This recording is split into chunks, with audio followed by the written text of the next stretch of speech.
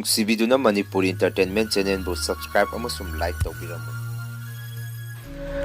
ꯇꯥꯕꯤꯔꯤꯕ ꯈ꯭ꯋꯥꯏ ꯄꯨꯝꯅꯃꯛꯄꯨ ꯆꯦꯅꯦꯜ ꯑꯁꯤꯅ ꯉꯁꯤꯁꯨ ꯃꯌꯥꯝꯕꯨ ꯏꯀꯣꯛꯅꯣꯅ ꯈꯣꯏꯔꯝꯖꯔꯤ ꯃꯍꯧꯁꯥꯒꯨꯝ ꯉꯁꯤꯁꯨ ꯑꯩꯒꯤ ꯅꯨꯡꯁꯤꯖꯔꯕ ꯁꯕꯁꯀ꯭ꯔꯥꯏꯕꯔꯁꯤꯡꯅ ꯊꯥꯕꯤꯔꯛꯄ ꯃꯅꯤꯄꯨꯔꯤ ꯍꯣꯔꯔ ꯁ꯭ꯇꯣꯔꯤ ꯑꯅꯧꯕ ꯑꯃꯃꯨꯛ ꯃꯌꯥꯝꯒꯤꯗꯃꯛꯇ ꯄꯨꯗꯨꯅ ꯂꯥꯛꯆꯔꯤ ꯋꯥꯔꯤ ꯑꯁꯤꯕꯨ ꯂꯥꯟꯊꯣꯛꯆꯔꯛꯄ ꯃꯇꯝꯗ ꯁꯣꯏꯈꯤ ꯂꯥꯟꯈꯤꯕ ꯌꯥꯎꯔꯕꯁꯨ ꯃꯌꯥꯝꯗ ꯉꯥꯛꯄꯤꯅꯕ ꯍꯥꯏꯖꯔꯤ ꯐꯔꯦ ꯑꯗꯨꯗꯤ ꯃꯌꯥꯝ ꯋꯥꯔꯤꯁꯤ ꯍꯧꯅꯕ ꯇꯧꯖꯔꯛꯑꯒꯦ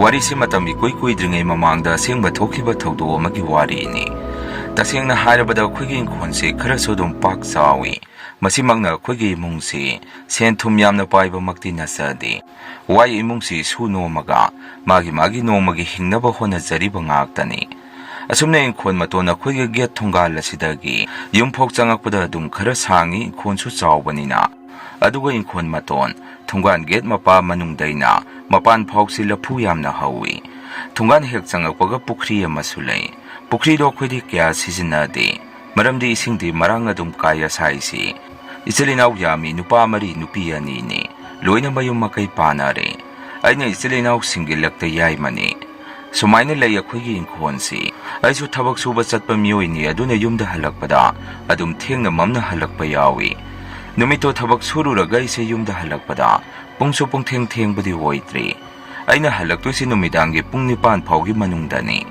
अदुमाइना ऐसे युमलोमदा हलकपसिदा अखोइ थोंगानगी गेट मपा अदाइदा लाइगी ओइबा पोलम चारम खरा मफम अदाइदा थादोगा लैरामी अदाइदो ममांगदसु अइना हाइजख्रिबदुनि लफु मनासिंग अदुना सांगना सांगना खंदरागा खरा सुई जगादो मफम अदाइदा अदुमाइना लैरंबा अदुदा ऐसु ngahak munna yengi कईनो सिदी अखोइ मुंगना तौरी जारा नत्रगा मीना तौसलमी जारा कई कईनो ने थादुइसिना अदुमाइना मुन्ना ऐसु यंगसलुबदा थोंगानगी लफु पानबी मखोंग अदोमदा सोरो सोरो कईगुंबा अमा चंगसनखिबदौना मखोल अमा तारई कया वाखंदा किबदी ओइदे मरमदि अदाइदो खरा सुकपा सोंगबनिना तिनकांग अपिकपा जीबसिंग ओइरमगनि खलामी यंगदे यंगसलुबदा सु अदुदा थादोअमिदो फनेक मसेत का यामना यावी ऐसो हेरा सेबु येंगबा हौनदि हाइदना प्रप युमलोमदा संगाई ऐ लाकपदे इसासिंगनसु बाबा बाबा हाइदना सेंसलाई मोइदि करीनोमा लैरामगद्रा खन्ना चंगसनजरीनी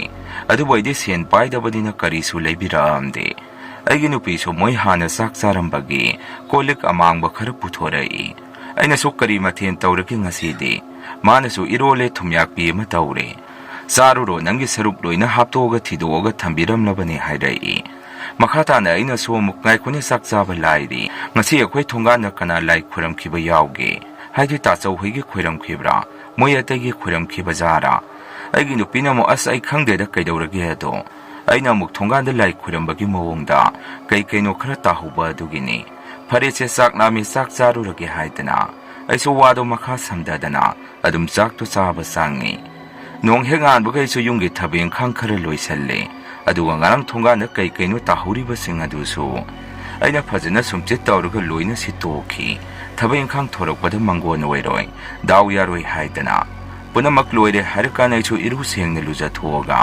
साक्तोगा इसे थबक चलामी अदुबो अंगकपनि नुमितु करिसु लैबा नते अइसे युम अमगी मथक्ता कादुना तरा कन्ना पुल्ली मदुदा खंगौदना अइना नेलिबा मपादु तेक्थरक्तना इसे मखादा ओन्थरई ngayakte ise gyan mangami yumbude kaide aiga thabak suminaba moisu pakhatana loina sensannarai aisu ngahak gyan manguraba matung tamna tamna gyan sulai ngayaktugi isada chaina khon khara phangbado maduna tana thoidongna kya sokpadi khangamde numito dom kharanganna yumda halai aigi nupide soina wari do tammi numidang sida aigi khuru se yamna chikhalai aigi nupina su hidak molong kai kaino yamna taibirami नोंगालकपगा फजरकद्रा हाइदना आइसु तुमसलामे अदुबु नोंगालगा हेना आइचे चिकपा नाबा हौरई सुम मथक्तगी तारकपदुदा चैना खोनोइरमनि कोना तमना तमना फजरकनि हाइदना थबकसु नुमित मंगानि मुक लेपथोगा फरकपा ngaइरामी अदुबु सुम फरकता चटपा थांगबा ngamaktabadagi x ray अमा लौथोगा येंगुबदा मनुंगदा सरुदो crack चलगा लैरामी अदुमाइना तौदना मधुमा सोइसे operation तौबदा कसु लेतबदा सेन्सु फनेया ममसु तिंगामी मधुगी मतुंग मखा तारकपदना नुमितुदना अइगी हेक इखादा लेबा इनौ नुपासी माना मु नुमिदांग थबक हलकपदा ꯃꯃꯥꯡꯗ ꯑꯩꯅ ꯊꯦꯡꯅꯈꯤꯕ ꯊꯣꯡꯒꯥꯟꯗ ꯂꯥꯏꯒꯤ ꯊꯥꯗꯣꯛꯑꯝꯕꯗꯨ ꯃꯥꯅ ꯑꯃꯨꯛ ꯊꯦꯡꯅꯔꯕꯖꯥꯠꯅꯤ꯫ ꯃꯥꯁꯨ ꯀꯅꯥꯅ ꯇꯧꯔꯤꯖꯥꯠꯅꯣ ꯍꯥꯏꯗꯅ ꯑꯩꯗꯧꯅ ꯑꯗꯨꯝ ꯌꯨꯝꯗ ꯆꯪꯉꯛꯑꯕꯖꯥꯠꯅꯤ꯫ ꯅꯣꯡꯉꯥꯜꯂꯛꯄꯗ ꯑꯩꯒꯤ ꯏꯅꯥꯎꯅꯨꯄꯥꯁꯤꯁꯨ ꯒꯥꯔꯤ ꯊꯦꯡꯖꯤꯟꯅꯗꯅ ꯌꯥꯝꯅ ꯊꯤꯅ ꯃꯥꯁꯨ ꯑꯃꯨꯛ ꯁꯣꯛꯈꯤ꯫ ꯁꯨꯃꯥꯏꯅ ꯍꯧꯖꯤꯛꯀꯤ ꯃꯤꯅ ꯊꯥꯗꯣꯛꯑꯝꯕ ꯄꯣꯠꯂꯝꯁꯤꯡ ꯑꯗꯨ ꯍꯦꯛ ꯊꯦꯡꯅꯔꯨꯕꯗ ꯏꯃꯨꯡꯒꯤ ꯃꯤꯑꯣꯏꯁꯤꯡꯁꯤ ꯗꯁꯥ ꯃꯊꯪ ꯃꯊꯪ ꯇꯥꯕ ꯍꯧꯔꯛꯏ꯫ ꯅꯣꯡꯃꯗꯤ ꯑꯩꯈꯣꯏ ꯏꯃꯨꯡ ꯃꯅꯨꯡ ꯄꯨꯂꯞ ꯄꯨꯜꯂꯒ ꯋꯥ ꯇꯥꯟꯅꯔꯝꯃꯤ꯫ ꯃꯗꯨꯗ ꯂꯥꯏꯒꯤ ꯊꯥꯗꯣꯛꯑꯝꯃꯤꯗꯣ ꯀꯅꯥꯅꯅꯣ ꯍꯥꯏꯗꯅ ꯇꯥꯃꯣꯆꯧꯅꯁꯨ ꯑꯁꯨꯝꯅ ꯈꯨꯝꯃꯛꯏ, ꯅꯣꯏ ꯑꯩꯈꯣꯏꯅ ꯑꯃꯠꯇ ꯑꯣꯏꯗ꯭ꯔꯕꯅꯤꯅ ꯃꯤꯇꯣꯞꯅ ꯇꯥꯔꯦꯗꯅ ꯑꯗꯨꯗꯤ ꯇꯧꯒꯦ ꯌꯥꯎꯅ ꯇꯧꯔꯤꯅꯤ꯫ ꯃꯥꯒꯤꯗꯣ ꯊꯦꯡꯅꯔꯒꯗꯤ ꯃꯤꯗꯣ ꯑꯐꯕꯗꯤ ꯑꯣꯏꯔꯔꯣꯏ ꯃꯥ꯫ ꯑꯗꯨꯃꯥꯏꯅ ꯇꯥꯃꯣꯆꯧꯁꯨ ꯌꯥꯝꯅ ꯁꯥꯎꯔꯝꯃꯤ꯫ ꯑꯩꯅꯁꯨ ꯃꯌꯥꯝꯗ ꯁꯨꯝꯅ ꯍꯥꯏ, ꯑꯩꯈꯣꯏ ꯃꯁꯛ ꯈꯪꯕ ꯃꯤꯅ ꯇꯧꯔꯤꯅꯤ꯫ ꯃꯤꯗꯣ ꯑꯩꯈꯣꯏ ꯎꯗ꯭ꯔꯤ ꯐꯥꯎꯗꯤ ꯀꯅꯥꯅꯣ ꯀꯔꯤꯅꯣ ꯃꯗꯨ ꯈꯪꯕ ꯉꯝꯃꯣꯏ꯫ ꯃꯥꯅ ꯇꯧꯁꯤꯜꯂꯝꯃꯤꯁꯤ ꯄꯨꯡꯊꯦꯡ ꯊꯦꯡꯕ ꯃꯇꯝꯗꯗꯤ ꯅꯠꯇꯦ, ꯅꯨꯃꯤꯗꯥꯡ ꯋꯥꯏꯔꯝꯒꯨꯝꯕꯗ ꯃꯥꯜꯂꯤ꯫ ꯌꯥꯝꯅ ꯂꯥꯏꯅ ꯐꯥꯕ ꯌꯥꯅꯤ꯫ ꯍꯧꯖꯤꯛꯇꯤ ꯑꯩꯁꯨ ꯈꯣꯡꯁꯦ ꯆꯠꯄ ꯊꯥꯡꯕ ꯈꯔ ꯉꯝꯃꯛꯑꯦ꯫ ꯈꯪꯉꯤꯁꯤꯗꯩꯗꯤ ꯑꯩꯁꯨ ꯊꯣꯡꯒꯥꯟꯗ ꯂꯨꯝꯃꯒ ꯌꯦꯡꯉꯒꯦ꯫ ꯊꯦꯡꯕꯨ ꯊꯦꯡꯅꯔꯕ ꯃꯥ ꯑꯗꯥꯏꯗ ꯑꯗꯨꯝ ꯃꯣꯡꯐꯝ ꯑꯣꯏꯖꯔꯅꯤ ꯍꯥꯏꯔꯛꯑꯝꯃꯤ꯫ ꯇꯧꯕꯇꯕꯨ ꯂꯨꯔꯤꯗꯤ ꯑꯋꯣꯏꯅꯅ ꯂꯨꯝꯃꯒ ꯁꯪꯗꯨꯅ ꯌꯦꯡꯉꯒꯁꯨ ꯑꯗꯥꯏꯗ ꯀꯅꯥꯁꯨ ꯂꯥꯛꯄ ꯊꯦꯡꯅꯔꯝꯗꯦ꯫ ꯅꯣꯡꯃꯗꯤ ꯑꯩꯅ ꯑꯗꯥꯏꯗ ꯂꯩꯔꯤꯉꯩ ꯑꯩꯈꯣꯏ ꯏꯄꯟꯁꯦ ꯑꯗꯥꯏꯗ ꯂꯥꯛꯏ꯫ ꯑꯩꯅꯁꯨ ꯏꯄꯟ ꯀꯔꯥꯏꯗ ꯆꯠꯂꯤꯅꯣ ꯍꯪꯉꯝꯃꯤ꯫ ꯏꯄꯟꯅꯁꯨ ꯑꯃꯨꯖꯥꯎ ꯂꯥꯇꯣꯜ ꯑꯃꯇ ꯍꯦꯛꯀꯦ ꯇꯧꯕꯅꯤ, ꯅꯪ ꯂꯥꯝꯃꯛꯀꯦꯔ ꯅꯪ ꯈꯔ ꯌꯥꯟꯕꯤꯔꯛꯎ ꯍꯥꯏꯔꯛꯏ꯫ ꯈꯔ ꯃꯝꯁꯜꯂꯛꯑꯦ ꯃꯇꯝꯗꯣ ꯑꯩꯁꯨ ꯍꯣꯏ ꯏꯄꯟ ꯑꯩ ꯂꯦꯟꯕꯤꯔꯒꯦ ꯍꯦꯛꯄꯤꯔꯒꯦ ꯍꯥꯏꯗꯅ ꯑꯗꯨꯃꯥꯏꯅ ꯑꯩꯅ ꯍꯦꯛꯄꯤꯔꯛꯑꯝꯃꯤ꯫ ꯅꯨꯃꯤꯠꯇꯨꯗ ꯑꯩꯈꯣꯏ ꯏꯄꯟꯗꯣ ꯑꯗꯨꯃꯥꯏꯅ ꯂꯥ ꯍꯦꯛꯄꯤꯌꯨ ꯂꯥꯛꯄꯗꯣ ꯑꯗꯨ ꯅꯠꯇꯅ ꯁꯪꯉꯒ ꯂꯩꯔꯒꯁꯨ ꯀꯅꯥꯁꯨ ꯂꯥꯛꯇꯦ꯫ ꯑꯩꯁꯨ ꯃꯗꯨꯒꯤ ꯃꯇꯨꯡꯗꯒꯤꯗꯤ ꯊꯕꯛ ꯁꯨꯕ ꯆꯠꯄ ꯑꯃꯨꯛ ꯍꯧꯔꯦ꯫ ꯐꯅ ꯀꯨꯏꯅ ꯂꯩꯔꯨꯔꯕ ꯃꯇꯨꯡ ꯅꯣꯡꯃꯗꯤ ꯑꯩꯅ ꯊꯕꯛ ꯍꯜꯂꯛꯄꯗ ꯊꯣꯡꯒꯥꯟ ꯃꯄꯥꯁꯤꯗ ꯅꯨꯄꯤ ꯑꯃꯒꯤ ꯁꯑꯣꯡ ꯁꯥꯗꯥꯗꯧꯅ ꯇꯧꯕꯤ ꯑꯃ ꯂꯦꯞꯄꯒ ꯂꯩꯕꯗꯧꯅ ꯑꯩꯅ ꯑꯗꯥꯏꯗ ꯎꯔꯛꯑꯝꯃꯤ꯫ ꯑꯩꯁꯨ ꯍꯦꯔꯥ ꯃꯁꯤ ꯐꯠꯇꯕ ꯇꯧꯕ ꯁꯣꯏꯗꯅ ꯂꯥꯛꯄ ꯑꯣꯏꯔꯤꯅꯤ꯫ ꯀꯅꯥꯅꯣ ꯁꯤꯕꯨ ꯍꯥꯏꯗꯅ ꯁꯨꯝ ꯃꯅꯥꯛꯇ ꯆꯪꯁꯤꯜꯂꯛꯄꯗ ꯂꯐꯨ ꯃꯈꯣꯡ ꯑꯗꯥꯏꯗ ꯁꯨꯝ ꯆꯪꯁꯟꯈ꯭ꯔꯒ ꯃꯃꯤ ꯁꯥꯃꯤ ꯑꯣꯏꯅ ꯁꯨꯝ ꯇꯞꯅ ꯇꯞꯅ ꯃꯥꯡꯈꯤ꯫ ꯑꯩꯁꯨ ꯉꯥꯏꯍꯥꯛꯇꯨꯗ ꯏꯁꯥꯗ ꯁ꯭ꯋꯥꯏ ꯂꯥꯎꯕ ꯑꯃ ꯄꯣꯛꯈꯤ꯫ ꯀꯩꯅꯣꯝꯅꯤꯍꯦ ꯃꯁꯤꯗꯤ ꯈꯟꯗꯨꯅ ꯑꯩꯁꯨ ꯄ꯭ꯔꯞ ꯌꯨꯝꯗ ꯆꯪꯉꯛꯏ꯫ ꯏꯁꯥꯒꯁꯦ ꯃꯩ ꯑꯁꯦꯡꯕꯅ ꯂꯣꯏꯅ ꯑꯣꯛꯊꯣꯛꯆꯩ꯫ ꯑꯩꯅ ꯅꯨꯃꯤꯠꯇꯨꯗ ꯊꯧꯗꯣꯛ ꯑꯗꯨ ꯊꯦꯡꯅꯈ꯭ꯔꯕ ꯃꯇꯨꯡ ꯇꯥꯆꯧꯒꯤ ꯃꯆꯥꯅꯨꯄꯤ ꯑꯍꯟ ꯑꯩꯈꯣꯏꯒꯤ ꯂꯤꯟꯊꯣꯏꯁꯤ ꯂꯩꯁꯥꯕꯤ ꯐꯥꯔꯦ꯫ ꯑꯉꯥꯡ ꯑꯁꯤꯁꯨ ꯀꯔꯤꯅꯣꯃ ꯑꯗꯥꯏꯗ ꯊꯦꯡꯅꯈꯤ ꯍꯥꯏꯗꯅ ꯀꯞꯄꯒ ꯆꯦꯟꯁꯤꯜꯂꯛꯈꯤꯕ ꯅꯨꯃꯤꯠ ꯑꯃꯁꯨ ꯌꯥꯎꯈꯤ꯫ ꯅꯨꯃꯤꯠꯇꯨꯗꯒꯤ ꯑꯉꯥꯡꯁꯦ ꯃꯑꯣꯡ ꯑꯃꯗ ꯂꯩꯊꯣꯛꯈꯤ꯫ ꯇꯥꯆꯧꯁꯨ ꯅꯨꯃꯤꯗꯥꯡ ꯑꯩꯈꯣꯏꯁꯦ ꯀꯧꯕ ꯍꯦꯛꯇ ꯆꯪꯉꯛꯏ꯫ ꯑꯉꯥꯡꯗꯣ ꯀꯔꯤꯅꯣꯃ ꯇꯧꯈ꯭ꯔꯦ ꯍꯥꯏꯗꯅ ꯑꯩꯈꯣꯏꯅ ꯆꯪꯉꯨꯕꯗꯁꯨ ꯏꯕꯦꯝꯃꯗꯣ ꯃꯁꯥꯗꯣ ꯂꯥꯏ ꯅꯨꯡꯁꯤꯠ ꯂꯩꯕꯒꯤꯔ ꯅꯠꯇ꯭ꯔꯒ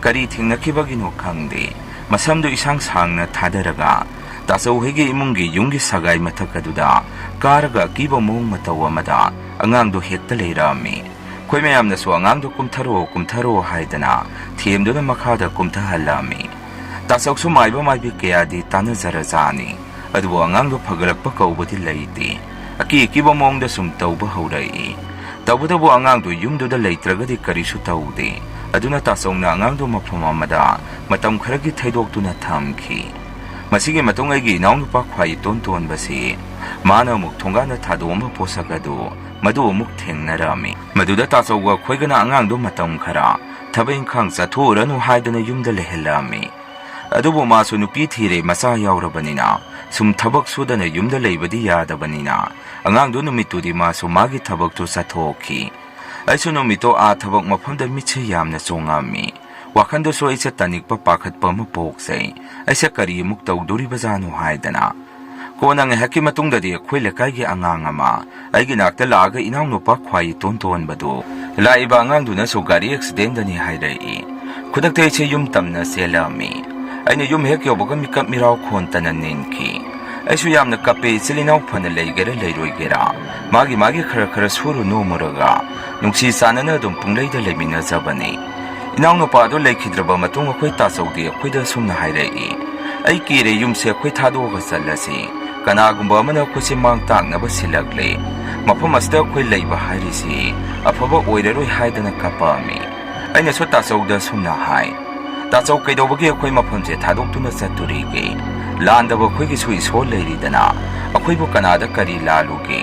ꯀꯅꯥꯝꯇ ꯃꯐꯝꯁꯦ ꯊꯥꯗꯣꯛꯑꯒ ꯆꯠꯈꯤꯕ ꯌꯥꯔꯣꯏ꯫ ꯃꯥꯒꯤꯁꯨ ꯃꯇꯝ ꯑꯃ ꯑꯩꯅ ꯉꯥꯏꯗꯨꯅ ꯂꯩꯔꯤ꯫ ꯃꯤꯁꯛꯇꯣ ꯑꯩꯅ ꯃꯁꯛ ꯍꯦꯛ ꯈꯪꯉꯛꯄꯗ ꯃꯇꯨꯞ ꯀꯛꯑꯒ ꯍꯥꯠꯀꯅꯤ ꯍꯥꯏꯔꯛꯑꯝꯃꯤ꯫ ꯇꯥꯆꯧꯅꯁꯨ ꯑꯃꯨꯛ ꯑꯩꯗꯤ ꯑꯩꯈꯣꯏ ꯃꯌꯥꯝꯒꯤ ꯑꯇꯣꯝꯕꯁꯤꯒꯤ ꯗꯦꯕ ꯀꯔꯃ ꯄꯨꯡꯂꯣꯏ ꯂꯣꯏꯁꯤꯜꯂꯝꯃꯒ ꯑꯩꯗꯤ ꯆꯠꯈ꯭ꯔꯅꯤ ꯍꯥꯏꯗꯅ ꯀꯞꯄꯛꯑꯝꯃꯤ꯫ ꯏꯅꯥꯎꯅꯨꯄꯥꯒꯤ ꯗꯦꯕ ꯀꯔꯃ ꯄꯨꯡꯂꯣꯏ ꯂꯣꯏꯈ꯭ꯔꯕ ꯃꯇꯨꯡ ꯑꯩꯁꯨ ꯀꯔꯥꯏꯗ ꯀꯔꯤ ꯂꯩꯔꯤꯒꯦ ꯍꯥꯏꯗꯅ ꯃꯥꯏꯕ ꯃꯥꯏꯕꯤꯁꯤ ꯊꯤꯕ ꯀꯣꯏꯆꯠ ꯆꯠꯂꯛꯑꯝꯃꯤ꯫ ꯃꯗꯨꯗ ꯑꯁꯦꯡꯕ ꯑꯆꯨꯝꯕ ꯆꯞ ꯆꯥꯕꯤꯁꯤ ꯈꯪꯕꯁꯨ ꯍꯦꯛ ꯉꯝꯗꯦ꯫ ꯃꯇꯝ ꯃꯥꯡꯉꯒ ꯇꯣꯛꯏ꯫ ꯅꯨꯃꯤꯠꯇꯣꯏꯁꯦ ꯌꯥꯝꯅ ꯅꯨꯡꯉꯥꯏꯇꯅ ꯊꯕꯛ ꯍꯟꯖꯔꯛꯄꯅꯤ꯫ ꯏꯅꯥꯎꯅꯨꯄꯥꯒ ꯂꯩꯈꯤꯗ꯭ꯔꯦ ꯎꯪꯗꯨꯅ ꯑꯩꯁꯦ ꯌꯨꯝꯗ ꯍꯜꯂꯛꯄꯗ ꯕꯕꯥ ꯂꯩꯔꯤꯉꯩ ꯃꯣꯏ ꯄꯨꯟꯃꯤꯟ ꯆꯥꯃꯤꯟꯅꯔꯝꯕ ꯂꯩꯀꯥꯏꯒꯤ ꯑꯍꯜ ꯑꯃ ꯊꯦꯡꯅꯔꯝꯃꯤ꯫ ꯑꯩꯉꯣꯟꯗꯁꯨ ꯑꯍꯜ ꯑꯗꯨꯅ "ꯏꯕꯨꯡꯉꯣ ꯑꯃꯨꯖꯥꯎ ꯊꯕꯛ ꯍꯜꯂꯛꯑꯕ?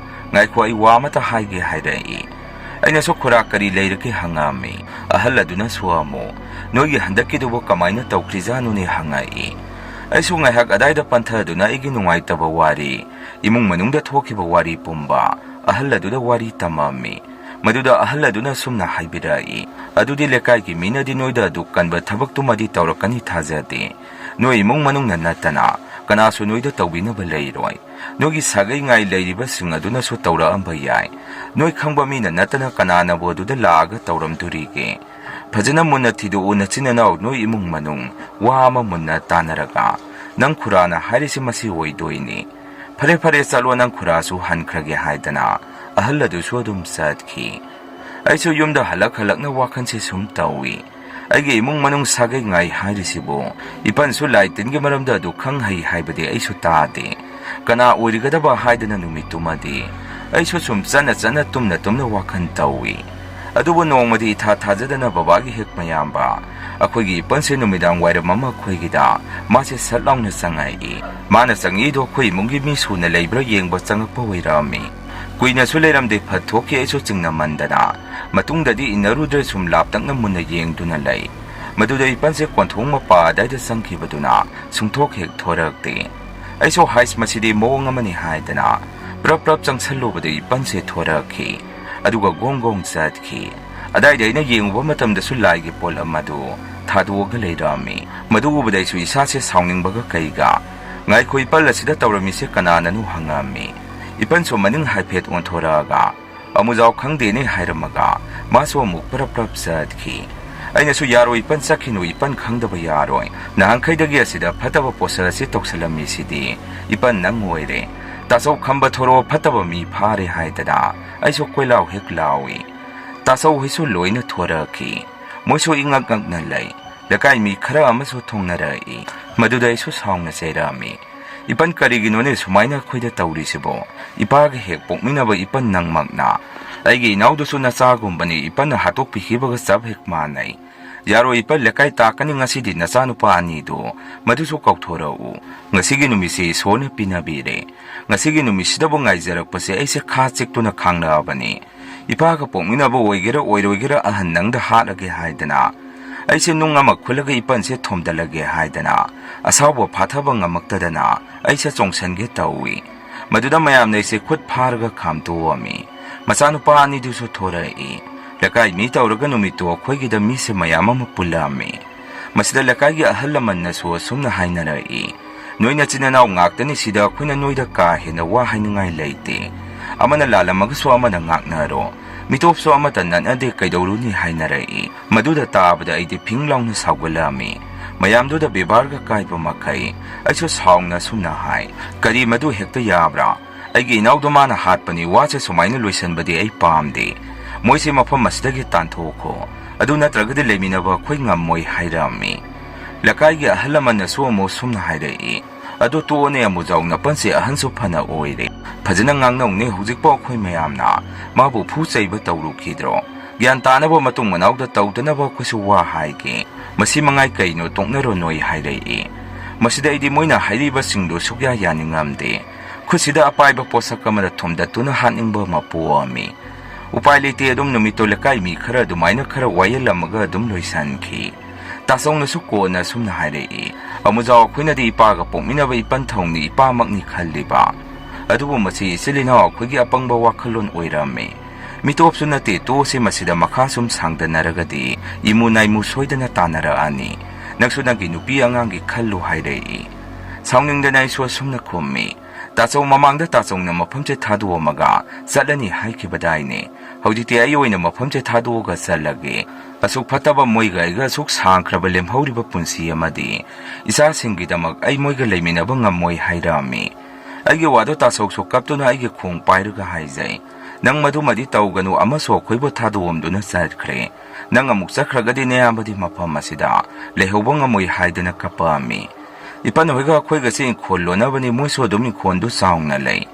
Adumaina yamna nungaitana matam kharadi punsisi prok chaaga mafam aduda aise khangki. Adubu yade migi phatanaba tawba hairisi. Adum ipanse gyanmen tadana maso adum laikhide. Ma hek laikhidabaga aigi punsise santi phangbagum khalli. Masibadaso akhoi imung manung amata aina sanghalamde. Kanagi deba karma amata yaude. Masasingdasu mapagi mahut amuk silakadra haidana hojik pakhatpa amadi pokli. Aduna hojik seksana layri. Mayam mahamagi warisi matang asaida loizari. Ani suba warisi muk mayamda khudon tamjari. Warisi sahi yamna kuirabagi mamangda. Khoi imung asida Asengba thokiba thawdo amaki warini. Warisi chap chabadi sok tarikti khangjadre.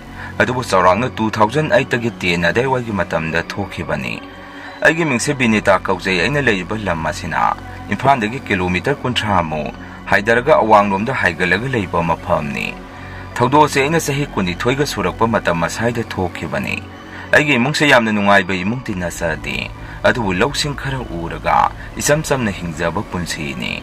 Chaba thakpagidi adum konazarami. Matam aduda babase yum saba chatpa miyoini. Babagi mingna tomba kawi aduba imadi phi tek adum saduna lay. Imagi mingna sandani kawi. Aigi silinauna anini. Aigi thagasda ibung ama laizay. Aina tamo haidana adum kawi. Tamo na ingondagi sahi taruk mukhalli. Aduga matam aduda akhoi tamo si nupi su thire. Khoi tamo si matam aduda kaithen masada. Mamanabagi dukan amada dukan phamba yaurami. Khoi taimase sumi kawi mabung mapawk su yamna phai. Masak su adum phajai. Mi su adum wang chawi. Aingonagi Enamma asina sahi mari muktang ni halibasi. Aduna isung imanabi dongna tinaduna akhoi imung manungsi. Adum haraw adum laiminay. Khoigi yumse leirak khara changaga leibani. Khoigi yumgi thongal asigi hek wangmada iram ama seli. Iram ase yamna pangna chaungna chenba sunate. Yamna pikpa maksunate. Mayai oirap chawba iramni. Akhoinadi turen masa haidana adum khangnay. Turen masase aruba laigi iramni haidana su ima khoina angang oiringai matamdagi adum haibiduna lai. Iram ase kadomdagi chelakpa isingno haibadudi khangde.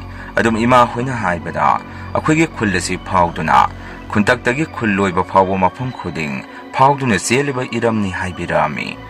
Akhoina sum ujabada su turen masasegi ising ase sukang hek kangba naide. Ikang thagi matamda phawba adum isingche tegli leptana adum chelami. Iram asigi khitang mathak kakhalaga pukhri achauba amasulai. Pukhri asigi isumsu turen macha asida taribani. Karigumba amana turen macha se thajadana nga su yamna leiba tureni. Ngakha nga mu nga kisongna chingbase adum phai. Ising chawba matamdadi in chingnabana lamben mapandu. Mina paring sane in amamanga paring lengna duna nga phana turini. Thainagi ahlamasingna haibada turen macha asida in thabase tahoide turelasi lai iswar saphongba mafamni. Aduna iswar adu saphongakpa matamda saum saya phangnabadi mi adu awana tagalli haibirami. Adubu ngabu pamdaba chaningdaba kanabu leibagi nga phaba haisimaktabu yamna nungaiba thabak amani. Aduga nga toina phakiba mi amadadi nga phaba haribasi nisagumna ediksui hainarini. Aduna phana phate tawganu hairagasu adum turen masasna nong tabagi ising kitang chawbaga lekaigi mi yamba in thaduna nga adum phanarami. Adubo bababu pokpiba khoi pupuna hinglingai matamda khoi mungdi nga phaba chatpa thingami. Pupuna haibada turen masasi laigi iramni. Laigi sanafamni ishoraduna sayon makhan onduna turen masasida marakta adum lai hai. Laibak thiba kanana thingna ungnaba tawruragadi miyodo awana dasa tagali haibirami. Aduga turen masasigi mathak thangba sarukta leiriba pukhri edoso laire leibani aduna turen masadagi nga se sukcha chaganu haibirami. Pupuna thingbadagi akhoi mukse turen masada mayamna nga phanaragasu akhoidi yauramde. Yamna luriba mana akhoi pupusi leikhadabasu kuire aduna thingbinabasu leitrabanina akhoi namase akhoi thungan wangma sida infam semduna inladum tharami. Khoi namase nga phabasi yamna pami. Nga yamna chaningubagi sunate phabadu nungaibagi tawjarini. Ima hoina torele sida in thagano hairagasu inamana karisu tawroide ima ngaya potha boina sum in thabi sanabani.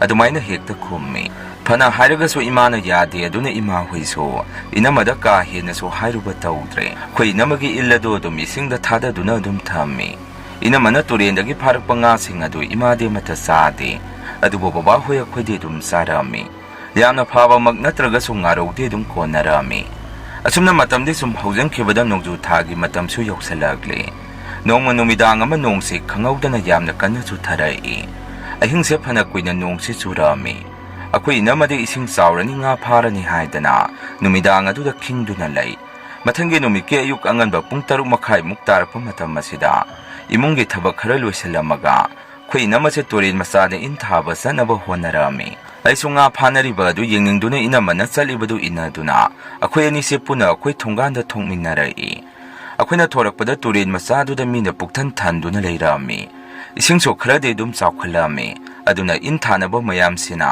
ꯂꯩꯔꯥꯏ ꯃꯄꯥꯜ ꯑꯗꯨꯗ ꯃꯤꯁꯦ ꯄꯔꯦꯡ ꯄꯔꯦꯡ ꯂꯦꯞꯅꯗꯨꯅ ꯂꯩꯔꯝꯃꯤ ꯏꯅꯝꯃꯒ ꯑꯩꯒꯁꯨ ꯃꯐꯝ ꯆꯥꯕ ꯑꯃ ꯌꯦꯡꯉꯒ ꯏꯟ ꯊꯥꯕꯗꯨ ꯍꯧꯔꯛꯑꯝꯃꯤ ꯅꯨꯃꯤꯠꯇꯨ ꯏꯟꯁꯤꯗ ꯉꯥꯁꯤ ꯌꯥꯝꯅ ꯂꯛꯑꯝꯃꯤ ꯃꯔꯨꯑꯣꯏꯅ ꯂꯛꯏꯕ ꯉꯥꯁꯤ ꯉꯥꯈꯥ ꯉꯥꯀꯤꯆꯧ ꯉꯥꯃꯨꯅ ꯆꯤꯡꯕꯅꯤ ꯏꯅꯝꯃꯒꯤ ꯏꯜ ꯑꯗꯨꯁꯨ ꯉꯥ ꯌꯥꯝꯅ ꯂꯛꯏ ꯏꯟꯁꯣꯟ ꯈꯨꯗꯤꯡꯒꯤ ꯉꯥꯈꯥꯁꯤ ꯑꯗꯨꯝ ꯂꯛꯑꯝꯃꯤ ꯏꯟꯗꯒ ꯉꯥ ꯂꯛꯄꯗꯨ ꯌꯦꯡꯕꯁꯨ ꯌꯥꯝꯅ ꯅꯨꯡꯉꯥꯏ ꯏꯟ ꯊꯥꯅꯔꯤꯕ ꯃꯌꯥꯝꯗꯣ ꯑꯌꯨꯛ ꯑꯉꯟꯕꯗꯒꯤ ꯊꯣꯡꯅꯔꯛꯄꯗꯨꯅ ꯄꯨꯡ 9ꯒ ꯇꯥꯔꯛꯄ ꯃꯇꯝ ꯃꯁꯥꯏꯗ ꯏꯁꯤꯡꯁꯨ ꯍꯟꯗꯛꯈ꯭ꯔꯦ ꯉꯥꯁꯨ ꯂꯛꯄ ꯋꯥꯠꯂꯦ ꯍꯥꯏꯅꯗꯨꯅ ꯃꯤ ꯑꯃ ꯑꯅꯤꯗꯤ ꯁꯨꯝ ꯍꯟꯅꯈꯤꯕꯁꯨ ꯌꯥꯎꯔꯛꯑꯝꯃꯤ ꯑꯩꯈꯣই ꯏꯅꯝꯃꯒꯤ ꯏꯜ ꯑꯗꯨꯗꯤ ꯑꯗꯨꯝ ꯉꯥ ꯂꯛꯄꯁꯤ ꯂꯦꯞꯄꯝꯗꯦ ꯏꯟ ꯊꯥꯔꯤꯕ ꯃꯌꯥꯝ ꯑꯗꯨꯅꯁꯨ ꯁꯨꯃꯤꯒꯤ ꯏꯟꯁꯤꯗꯤ ꯉꯥ ꯌꯥꯝꯅ ꯂꯩꯏꯅꯤ ꯃꯥꯒꯤꯁꯤ ꯏꯟꯐꯝ ꯌꯥꯝꯅ ꯆꯥꯈ꯭ꯔꯕ ꯃꯥꯜꯂꯦ ꯍꯥꯏꯗꯅ ꯃꯤꯅꯁꯨ ꯑꯗꯨꯝ ꯍꯥꯏꯅꯔꯝꯃꯤ ꯁꯨꯝ ꯐꯥꯔꯛꯄꯅ ꯏꯅꯝꯃꯅ ꯐꯥꯔꯛꯏꯕ ꯉꯥ ꯍꯥꯞꯅꯕ ꯄꯥꯇ꯭ꯔ ꯑꯗꯨꯒꯤ ꯇꯨꯡꯒꯣꯜ ꯑꯗꯨ ꯇꯪꯈꯥꯏ ꯌꯧꯔꯛꯇꯨꯅ ꯆꯥꯎꯔꯥꯛꯅ ꯉꯥꯈꯥ ꯒꯤꯂꯥꯁ 6ꯃꯨꯛꯇꯤ ꯐꯥꯔꯝꯒꯗꯕ ꯃꯥꯜꯂꯤ ꯑꯁꯨꯝꯅ ꯄꯨꯡ 10ꯒ ꯍꯦꯜꯂꯛꯄ ꯃꯇꯝ ꯑꯁꯤꯗꯗꯤ ꯃꯤ ꯑꯌꯥꯝꯕ ꯂꯣꯏꯅ ꯃꯥꯒꯤ ꯏꯟꯗꯨ ꯄꯥꯏꯅꯗꯨꯅ ꯃꯌꯨꯝꯗ ꯂꯣꯏꯅ ꯍꯟꯅꯈ꯭ꯔꯦ ꯑꯩꯁꯨ ꯋꯥꯔꯦ ꯍꯥꯏꯗꯅ ꯏꯅꯝꯃꯗ ꯑꯣꯟꯁꯤꯟꯗꯨꯅ ꯏꯅꯝꯃ ꯃꯤꯁꯨ ꯂꯣꯏꯅ ꯍꯟꯅꯈ꯭ꯔꯦ ꯑꯩꯈꯣꯏꯁꯨ ꯌꯨꯝꯗ ꯍꯜꯂꯁꯤ ꯍꯥꯏꯔꯝꯃꯤ ꯏꯅꯝꯃꯅꯁꯨ ꯉꯥꯏꯈꯣ ꯕꯤꯅꯤꯇꯥ ꯌꯥꯝꯅ ꯅꯨꯡꯉꯥꯏꯔꯤ ꯉꯥꯏꯍꯥꯛꯇꯪ ꯐꯥꯈꯤꯁꯤ ꯉꯥꯁꯨ ꯂꯛꯏꯁꯤꯗꯤ ꯍꯥꯏꯔꯛꯏ ꯑꯩꯅ ꯑꯃꯨꯛ ꯑꯁ ꯏꯅꯝꯃ ꯌꯥꯔꯦ ꯆꯪꯉꯁꯤ ꯉꯥꯁꯨ ꯐꯅ ꯌꯥꯝꯂꯦ ꯌꯨꯝꯗ ꯆꯥꯛ ꯏꯁꯤꯡ ꯆꯥꯅꯕ ꯇꯧꯔꯨꯔꯁꯤ ꯉꯥꯁꯤꯁꯨ ꯅꯪꯅ ꯂꯣꯏꯅ ꯐꯥꯈꯤꯕ ꯇꯥꯔꯦ ꯂꯛꯅꯔꯝꯃꯤ ꯏꯅꯝꯃꯅꯁꯨ ꯑꯃꯨꯛ ꯁꯨꯝꯅ ꯍꯥꯏꯔꯛꯏ ꯑꯗꯨꯗꯤ ꯕꯤꯅꯤꯇꯥꯅ ꯉꯥꯁꯤ ꯄꯨꯔꯒ ꯌꯨꯝꯗ ꯆꯪꯉꯝꯃꯣ ꯑꯩ ꯑꯃꯨꯔꯛ ꯑꯅꯤꯔꯛꯇꯪ ꯁꯣꯜꯂꯝꯃꯒ ꯑꯩꯁꯨ ꯆꯪꯉꯛꯑꯒꯦ ꯍꯥꯏꯔꯛꯏ ꯑꯩꯁꯨ ꯍꯣꯏ ꯏꯅꯝꯃ ꯑꯩ ꯆꯪꯉꯝꯃꯒꯦ ꯑꯩ ꯆꯥꯛ ꯂꯥꯝꯕꯅꯁꯨ ꯌꯥꯗ꯭ꯔꯦ ꯀꯨꯏꯅ ꯂꯩꯔꯅꯨ ꯏꯅꯝꯃ ꯏꯃꯥꯅ ꯉꯥꯡꯖꯅꯤ ꯍꯥꯏꯔꯝꯃꯒ ꯑꯩꯁꯦ ꯌꯨꯝꯗ ꯑꯗꯨꯝ ꯉꯥꯗꯨ ꯄꯨꯔꯒ ꯆꯪꯉꯛꯏ ꯑꯩꯅ ꯆꯪꯉꯛꯄꯗ ꯏꯃꯥꯁꯦ ꯆꯥꯛꯈꯨꯝꯗ ꯆꯥꯛ ꯊꯣꯡꯗꯨꯅ ꯂꯩꯔꯝꯃꯤ ꯑꯩꯅꯁꯨ ꯏꯃꯥ ꯀꯔꯤ ꯏꯟꯁꯥꯡꯅꯣ ꯉꯥ ꯌꯥꯝꯅ ꯌꯥꯝꯕꯅꯤ ꯁꯦ ꯈꯔ ꯇꯥꯎꯔꯒ ꯉꯥꯔꯧ ꯆꯥꯁꯤ ꯑꯁꯨꯝꯅ ꯉꯥ ꯍꯥꯞꯂꯤꯕ ꯄꯥꯇ꯭ꯔꯗꯨ ꯏꯃꯥꯗ ꯄꯤꯁꯜꯂꯛꯑꯝꯃꯤ ꯏꯃꯥꯁꯨ ꯉꯥ ꯑꯗꯨꯗ ꯌꯦꯡꯗꯨꯅ ꯍꯩꯃꯥ ꯉꯥꯁꯤ ꯌꯥꯝꯅ ꯌꯥꯝꯃꯤ ꯅꯅꯝꯃꯗꯤ ꯎꯗꯦ ꯃꯈꯣꯏ ꯀꯥꯗ ꯆꯪꯈ꯭ꯔꯕꯣ ꯍꯪꯉꯛꯏ ꯑꯩꯅꯁꯨ ꯀꯗꯥꯏꯗꯒꯤꯅꯣ ꯏꯃꯥ ꯃꯥꯒꯤ ꯍꯧꯅꯕꯤ ꯉꯥ ꯐꯥꯕ ꯍꯧꯈ꯭ꯔꯒꯗꯤ ꯀꯧꯕ ꯂꯥꯛꯄ ꯇꯥꯗꯕꯤꯗꯨ ꯇꯧꯍꯧꯔꯦ ꯆꯪꯉꯁꯤ ꯍꯥꯏꯕ ꯌꯥꯗꯦ ꯏꯟ ꯆꯤꯡꯍꯧꯔꯤꯕꯅꯤ ꯍꯥꯏꯔꯝꯃꯤ ꯏꯃꯥꯅꯁꯨ ꯃꯇꯣꯝꯗ ꯊꯥꯗꯣꯛꯄꯗꯤ ꯅꯪꯁꯨ ꯆꯨꯝꯗꯦꯗꯅ ꯐꯔꯦꯁꯦ ꯅꯈꯣꯡ ꯅꯈꯨꯠꯇꯣ ꯍꯥꯝꯗꯣꯛꯑꯣ ꯏꯃꯥ ꯆꯥꯛꯇꯤ ꯊꯤꯔꯝꯃꯒꯦ ꯅꯄꯥꯒ ꯅꯪ ꯇꯥꯃꯣꯒꯁꯨ ꯆꯥꯔꯒ ꯊꯕꯛ ꯆꯠꯈ꯭ꯔꯕꯅꯤ ꯅꯈꯣꯡ ꯍꯥꯝꯗꯣꯛꯄ ꯂꯣꯏꯔꯒ ꯅꯅꯝꯃꯗꯨ ꯆꯥꯛ ꯆꯥꯅꯕ ꯀꯧꯔꯨꯆꯣ ꯑꯩꯁꯨ ꯍꯣꯏ ꯏꯃꯥ ꯍꯥꯏꯗꯅ ꯈꯣꯡ ꯈꯨꯠ ꯍꯥꯝꯗꯣꯛꯑꯕ ꯃꯇꯨꯡ ꯏꯅꯝꯃꯕꯨ ꯀꯧꯕ ꯆꯠꯂꯛꯑꯝꯃꯤ ꯏꯅꯝꯃꯁꯨ ꯆꯪꯉꯛꯇꯨꯅ ꯑꯩꯈꯣꯏ ꯄꯨꯟꯅ ꯆꯥꯛꯇꯨ ꯆꯥꯃꯤꯟꯅꯩ ꯐꯥꯔꯛꯄ ꯉꯥꯁꯤꯡ ꯑꯗꯨꯅ ꯏꯃꯥꯅ ꯊꯥꯎꯗ ꯇꯥꯎꯕꯤꯗꯨꯅ ꯏꯅꯝꯃꯒ ꯑꯩꯒꯁꯦ ꯍꯥꯎꯅ ꯆꯥꯃꯤꯟꯅꯩ ꯆꯥꯛ ꯏꯁꯤꯡ ꯇꯣꯛꯑꯕ ꯃꯇꯨꯡ ꯀꯣꯜ ꯂꯤꯛ ꯋꯥꯏꯔꯝ ꯂꯣꯏꯁꯤꯟꯕ ꯂꯣꯏꯔꯕ ꯃꯇꯨꯡ ꯑꯩꯈꯣꯏ ꯏꯅꯝꯃꯁꯦ ꯉꯥ ꯐꯥꯕ ꯑꯃꯨꯛ ꯊꯣꯛꯈꯤꯔꯛꯑꯝꯃꯤ ꯑꯩꯉꯣꯟꯗꯁꯨ ꯍꯧꯔꯝꯕꯅꯤ ꯑꯗꯨꯕꯨ ꯑꯩꯗꯤ ꯅꯨꯡꯁꯥ ꯌꯥꯝꯅ ꯁꯥꯏ ꯑꯗꯨꯃꯥꯏꯅ ꯍꯥꯏꯗꯨꯅ ꯑꯩꯗꯤ ꯆꯠꯇ꯭ꯔꯕꯅꯤ ꯑꯗꯨꯒ ꯅꯨꯃꯤꯠꯁꯨ ꯆꯞ ꯌꯨꯡꯈꯠꯂꯛꯄ ꯇꯥꯏꯃꯤꯡꯁꯨ ꯑꯣꯏ ꯍꯥꯏꯗꯨꯅ ꯏꯅꯝꯃꯁꯦ ꯐꯅ ꯀꯟꯅ ꯆꯠꯈꯤꯅꯨ ꯑꯩꯅꯗꯤ ꯍꯥꯏꯖꯕꯅꯤ ꯑꯗꯨꯕꯨ ꯀꯔꯤꯁꯨ ꯇꯧꯔꯣꯏ ꯉꯥꯏꯍꯥꯛ ꯐꯥꯔꯒ ꯂꯥꯛꯀꯦ ꯍꯥꯏꯗꯅ ꯑꯗꯨꯝ ꯊꯣꯛꯈꯤ ꯅꯨꯃꯤꯠꯇꯨ ꯏꯃꯥꯁꯨ ꯃꯔꯨꯞ ꯇꯤꯟꯅꯕ ꯂꯩ ꯍꯥꯏꯗꯅ ꯆꯥꯛ ꯆꯥꯔꯒ ꯆꯠꯈ꯭ꯔꯕꯅꯤ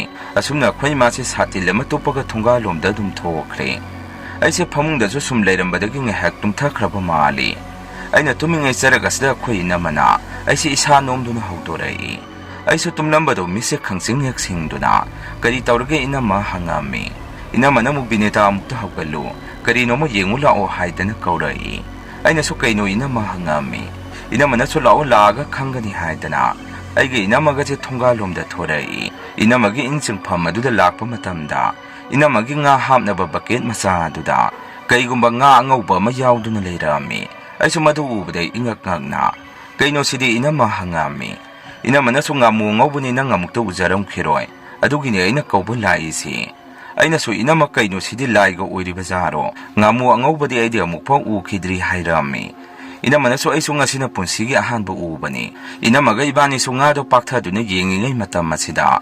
Kwa yungge hek awang tangbada leba kaka suninsi. Lambi na lakpada kwaybu ubadagi.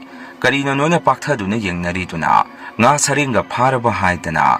Langna boy kay boy kwayda hairai. Ay nasu kaka suning nga muwang malai. Masi mukta yengula o hairami. Kakasunin siya kwegi manakta sang salagtuna.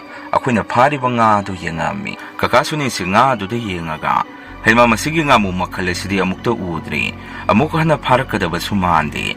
Nako'y sumasidi sarurano. Ay ako'y pukrido'y na tadarurage pamoy. Adumay na hailai. Inamagay na so ako'y nasagadaba sulayti haidana. Adum hoy haidana kakasuninda. Nga do dum pitoki. Asumna kakasunin na nga do pudo na sadki. Nga mo do paro badagi ako'y namasu talabra kangdi. Yumda halasi wari haida na halang minarami. Asumna ako'y na nga mulak pagipao si imada tamba matamda. Imadi ako'y anida yam na sauray. Numisab yung mamatam maduda na ako'y anina. Insing luriba do karigino. Isasan ako'y sigyantade ko. Nga do laaga so soy kre lan kre haida na. Haijaraga dum tado kiba yadro. Laitin go eramagadi huzipu karam nano. Imase dumaina matayam na sarami. Nga aduso pukrida tada krabani na karibu tauruni. Babaga tamuga da diwa si tamludre. Imana hayang magturin masado da saban taduksi. Adumaina hainaraga wado adumloisan na kre. Asumna matanggi ayuki nungalap pa matamda. Yam na tajadaba pao matarami. Ako'y awang tangbada layba kakasuninsi. Ayuk aduda kangawdo na BP stroke tawdo sire haida na hainarai. Ko'y mong supungak hek ngai. Kari karam tawbuno haidana hangubadaso. Ngasi ayuk yahurokpada toilet sangi haidana tawrakpada. Loong na haidarakto na dum kudakta laikidre hainarami. Makoy gise doktor rasu yawruraba maali. Koy mong nasiba hangbasang bada. Asiba masado putaraktri haidana. Mayamsi ngay na dun laynarami. Kakasunin hoyga koy gasa hek yumtang na laybani.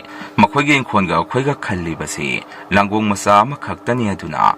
Yung mamaga magasedong ingan nga na unarami. Kakasuning ginupina haibada ngarang numidang do. Kakasuning ginupina saksaba hektolok pada. Sumang matonda kolik pengdo na layringay matamasida. Makoy gitonggalom da layriba pukriya duda. Nga sawa songkwatsong da sanabadong na.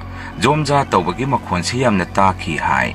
Makoy gipukrisi nga masakra di dum tada bani. Aduba sawa nga di layta bani. Aduna kakasuning ginupisi yam na ngaki hai. Asumna kakasunin gi asiba masado so. Hospital dagi putarak na lakay miyam sangduna. Mataw mangam suning tijana pangthokpirami. Kakasunin na nga muwang ngawwa makoy gi pukrida tada ki haibasidi. Makoy gi imungda kanaso kangdaba mali. Kakasunin na supaw ado makoy imungda tamdraba mali. Ako'y mana haibada kakasunin na laikidabasi. Mana nga muwado makoy gi pukrida tada rubadagi. Oirangbani haida na hairai. Sumna kakasunin na laikidraba matung. Makoy yungga koy yungga si asuki matik tamnarami. Mapaliman thokpada sorok sarak. Makon mawasi yamna tarami. Koy imong sukiba na mapaliban thoamdi. Zeraga sidana koy namasi masado lehog tawrambadagi. Masa pumapugri masa mayama masawba makay thorai. Imana so akang hay maiba maibi doktor adum tanarini. Adu hidak lang thak tawragasu kanaba karisu leiramdi. Inamagi masado pugri sawba duda. Yamna hagazay haidana masa matomda. Hotatsa aduna thokpa makay khotlami. Machin maray suloy na poktuwami. Aduna saba thakpa suyaramdi. Ina machita siyengna anaba haibado onki. Tangnaba sidana asiba suyawribanina.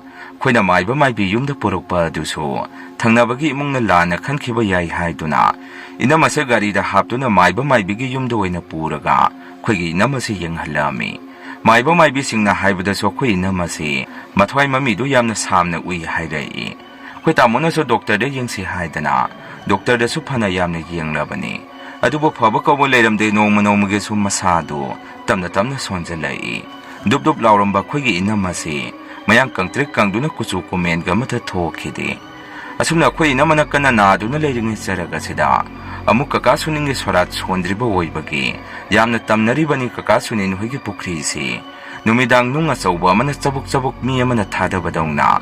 Makon se dumtai. Kakasunin hoygi imong kaktanata na yumtang nariba koy yum ama aniso. Makon singado adum loy na tarami.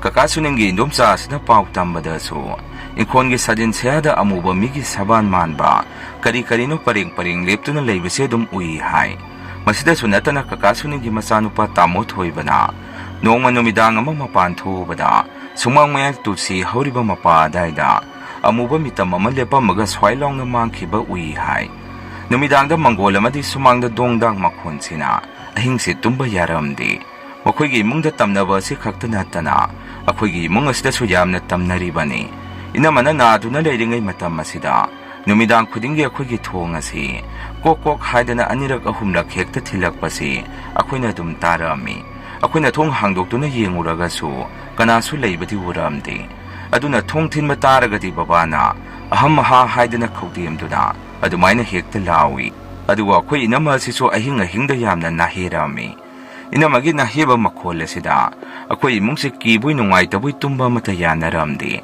Inama Layang Akpada Kusungam Liba Makay Honarami Adubo Masado di Noma Nomagi Sumasum Sonzalai Noma Tamosi Dukan Saluraga Karating Halai Koy Mungso Chai Sing Kana Sana Riba Matamni Imana Su Inama Si Sakara Su Pizza Krabani Asuna Koy Mayamni Imungda Sak Sana Ringay Matamasida Tamosi Kwilaw Lautuna Imungda Sensalapagi Makola Matarami Kusumagi Kundela Duda Kangprek Hangduna Mahi Mahi Mangolom da Sentongnay Akuna Torak Pada Tamosi Imungda Pakana Sensalai Kuna Tamobo Pata Biraga Tabna Kari Tauragi Hangubada Kutamona Tongalas da Nupiyama Masamana Ipapa Makai Amamba Duda Sablep Tuna Lehaure Madu Ubadagi Kidana Sensalapani Haidai Laka Isna Swakwe Tongan Wang Magi Turin Mapala Sida Tingbada Nupi Ma Inta Duna Leibagi Saktamsi Mami Sami Adum Ui Hainarai Miyama Niti Lau Kungduna Sena Kibasu Yaurami Lakagi Mi Karanasu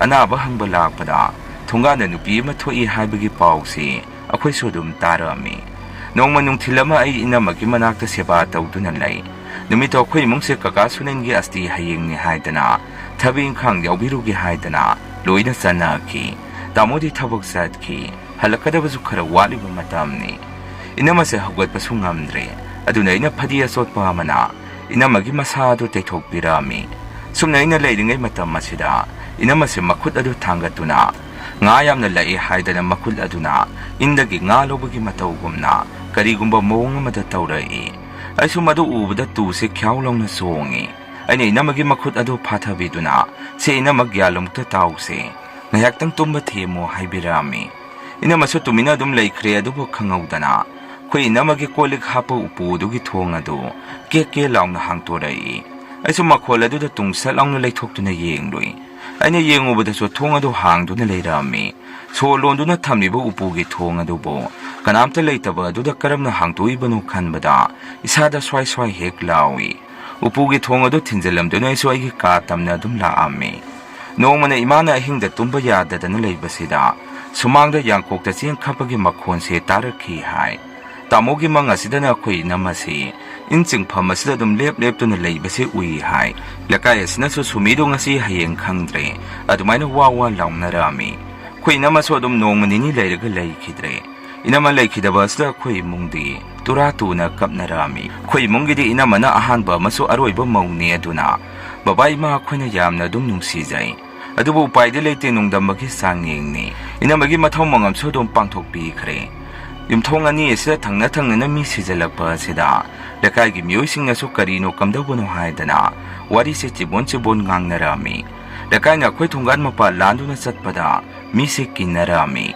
Kakasuni Noga Kwega Yumanisi Tamnabagi Lambale Ramdi Kokang Makon Pote Tadara Panising Basi Adum Numi Kudingi Taurini Kwe Mungsong Atangata Saksa Tungnaduna Yumda Tong Londuna Dumle Narami Inamale Kidabai Kuidana Kakasuningi Sorasu Adum Pangtokre Inamagi Sorat Yogdungi Manungasida so Mi Tumna Himna Kraba Matamasida Sakum the Sign Sang Tong Bagi Kabai Segab Makola Madi Kolik Peng Basambagi Makon Sedum Tuina Tarami Seragasa Yamna Kiriba Manangamu Angobadu Hakting Nariba Kudimak Luina Matang Lake Hidaba I saw Dumna Taurakadra Haidana Yamna Kizarami Otherwise, when a son be Haigadra Egelebo Poba Haidurira, Agis Hasidadi Karisu Tauramdi.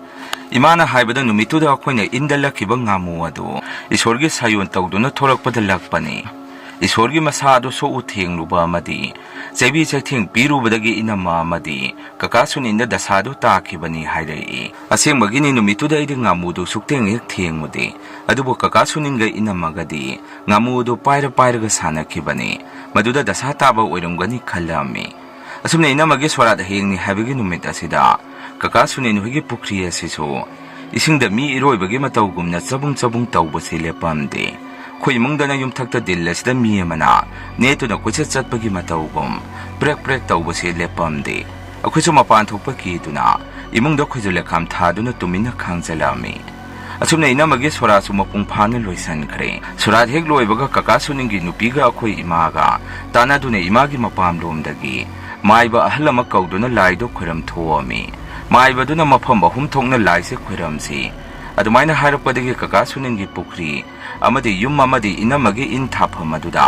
puna mafam ahum thokna laido khoram thoami adumaina tawkhibadagi hana tamnaramba aki akhang leramba kayadu loina phakre masini mayam ngasigi rian horror story mathangi wari thaglakpada mayam puna muk thengnarasi ngasigidi mayamdagi kainanaba bidai laujari